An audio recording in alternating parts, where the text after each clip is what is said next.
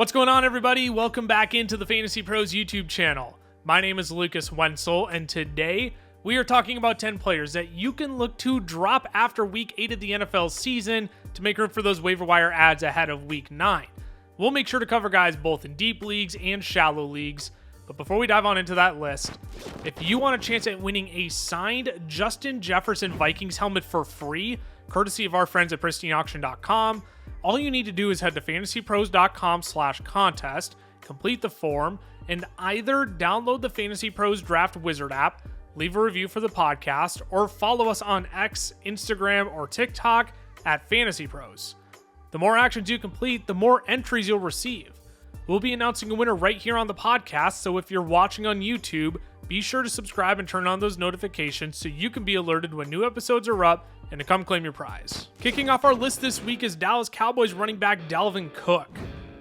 Dalvin was a popular ad late last week after he got the call up to the active roster with Rico Dowdle ruled out for Sunday Night Football. His Cowboys debut went about as expected though. He played only 17 snaps, was given 7 touches, and came away with only 32 total yards while averaging only 2 yards per carry. Cook was third in backfield snaps behind both Ezekiel Elliott and Hunter Luepke as well. The Cowboys cannot run the ball this year. They're dead last in yards per rush, rushing yards per game, and second to last in rushing play percentage. Rico Dowdle is the only playable piece in this backfield when healthy, and Dalvin Cook has no reason to be on any roster once Dowdle returns. The next player you can look to drop this week is Juju Smith-Schuster, wide receiver for the Kansas City Chiefs. After a 20-point explosion in Week 5 against New Orleans, it's been all downhill for Juju. The Chiefs went on their bye in Week 6 and drew the 49ers in Week 7, where Juju had to leave the game with a hamstring injury after only playing 10% of the snaps. He was forced to miss Week 8, but the dagger in his coffin may have actually been the team going out and trading for DeAndre Hopkins last week. Juju now finds himself 4th in the pecking order behind Kelsey, D-Hop, and Xavier Worthy. So while he could play a somewhat meaningful slot role, there's only so many targets to go around with how much the Chiefs have been running the ball as of late. The third player on our list is New England Patriots running back Antonio Gibson. Gibson was an emergency plug-and-play back in Week 6 against the Texans when Ramondre Stevenson was forced to sit out. Since then, though, it's been brutal for Gibson. He's totaled only 19 yards on 9 touches over the last 2 weeks and is averaging less than 1.3 yards per carry in that stretch. We also saw Ramondre Stevenson dominate this backfield against the Jets in Week 8. Stevenson played 55 of a possible 67 snaps, while playing 23 of a possible 26 in the first half per PFF's Nathan Yonke. While the Patriots may not lean on Ramondre this heavily in the future, that also doesn't mean Gibson is going to play a trustworthy role week over week. You can part ways with him in most league formats unless you are playing in the deepest of leagues. Coming in next is Las Vegas Raiders running back Zamir White. This is now the 4th consecutive week White has made this list, and somehow his roster percentage is still above 30%, despite things getting worse by the week. You and I both had more yards than Zamir White in Week 8. White was only given 2 carries and came away with -1 yards on the day. He only played 2 snaps to Alexander Madison's 38 and Amir Abdullah's 17. This team flat out cannot run the football. The Chiefs are a brutal matchup, but the Raiders totaled only 33 rushing yards in Week 8, and Madison was the team's leading rusher with 15 yards on 14 carries. There is very little reason to hold out optimism here for Zamir White. His snaps could increase the further he gets away from his groin injury, but it was already abysmal prior to that injury.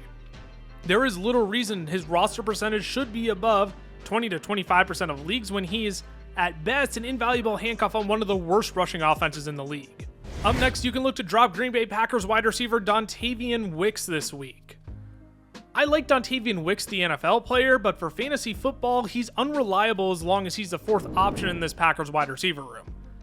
Wicks only played 21 of a possible 70 snaps against the Jaguars, while Romeo Doubs played 59, Christian Watson played 52, and Jaden Reed played 41. Wicks only ran 9 routes on the afternoon as well, while Doubs, Watson, and Reed ran between 20 to 30 routes each. It also doesn't help that Jordan Love may be in line to miss Week 9 after sustaining a groin injury on Sunday. Wicks only has 3 games inside of the top 70 wide receivers this year, so you can likely find a more consistent option on the waiver wire in most league formats. Another wide receiver you can look to part ways with is Allen Lazard of the New York Jets. Lazard ended up being inactive against the Patriots on Sunday with a chest injury, and while he should have somewhat of a role going forward, it's unclear how reliable it may be. It hasn't completely clicked in the first 2 weeks, but it would be no surprise if Davante Adams and Aaron Rodgers start to click in one of these next few weeks. Garrett Wilson has also remained the leading receiver for the Jets since acquiring Davante Adams, drawing 17 targets and totaling 174 yards in the last 2 weeks. The ceiling for Lazard is lowering by the week, especially if he's now going to be stuck as the wide receiver 3 in this Jets offense. Again, there's still likely a role here for Lazard, but in shallow leagues, you can look to drop him if there's a more enticing option on the waiver wire. Our next player that you can look to drop this week is Jerome Ford, running back for the Cleveland Browns. Ford was forced to miss his second straight week of action with a hamstring injury, and I frankly wouldn't be shocked if he was held out until week 11. The Browns did trump the Ravens on Sunday and are only 1 week away from their week 10 bye. Nick Chubb is also nearly fully integrated back into the offense, playing 41 of 69 snaps on Sunday and getting 16 carries. The Ravens are one of the most difficult teams to run on, so he only came away with 52 rushing yards, but it wouldn't be surprising in the least if Ford was relegated to the change of pace back once he's healthy.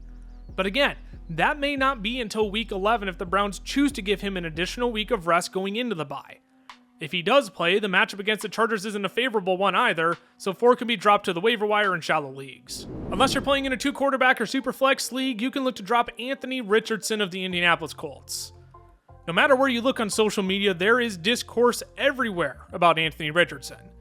Coming into the league, we knew he would be a project needing lots of game experience to fully develop, but to say we jumped the gun on his fantasy potential might be the understatement of the year. Per Austin Gale of The Ringer, Anthony Richardson is 222nd in completion rate of 225 quarterbacks with 250 plus dropbacks since the year 2000. Richardson has yet to complete more than 10 passes in a game this year. The part that completely kills any upside Richardson can offer, though, is that he's only had 1 rushing touchdown this year. The upside he was supposed to give you with his legs is almost non-existent besides the 3 to 5 fantasy points he gives you in rushing yards each week. As much as I want the guy to succeed in the NFL, you don't have to let him burn your fantasy team while he figures it out. He can be dropped in all 12-man or smaller single-league quarterback leagues. Up next on our drop list is Cincinnati Bengals running back Zack Moss. Moss seemed to be holding off Chase Brown to start the year, but it's been downhill since week 4. Chase Brown has out-touched Moss in every game since week 5, which have been Zack Moss's least productive games of the year. He's averaging only 2 yards per carry over his last 4 contests and hasn't been given more than 6 rushing attempts in a game over the last 3 weeks. The upside Moss still has going for him is that they're keeping him in on passing and pass protection downs, leading to points in the receiving game. However, Moss has only 1 weekly finish better than the running back 40 since week 4, and if you're in a shallow league, you can hit the waiver wire for a better option with Zack Moss losing work to Chase Brown. Our last cut candidate of the week is wide receiver Jordan Addison of the Minnesota Vikings. Admittedly, Addison may be carrying more name value than what he's worth in fantasy football right now because it hasn't been great for him this season. He's only had 1 game with more than 10 fantasy points and only 1 game with more than 4 targets. His 22.9-point performance in week 3 came on the back of a 29-yard touchdown and a rushing touchdown on his only carry of the season. This Vikings team should also be getting TJ Hockenson back in week 9, which could limit Addison's production even further. This is likely a drop you'd only make in the shallowest of leagues, but if there's more intriguing options on the waiver wire, Addison can be in your consideration of players to part ways with after week 8. Alrighty, y'all, that is it. That's all I've got for you today, but before we sign off here, remember, if you want a chance at winning a signed Justin Jefferson Vikings helmet for free, courtesy of our friends at pristineauction.com, all you need to do is head to fantasypros.com/contest, complete the form, and either download the Fantasy Pros Draft Wizard app, leave a review for the podcast, or follow us on X, Instagram, or TikTok at FantasyPros. The more actions you complete, the more entries you receive. We'll be announcing a winner right here on the podcast, so if you're watching on YouTube, be sure to subscribe and turn on those notifications so you can be alerted when new episodes are up and to come claim your prize when we announce it.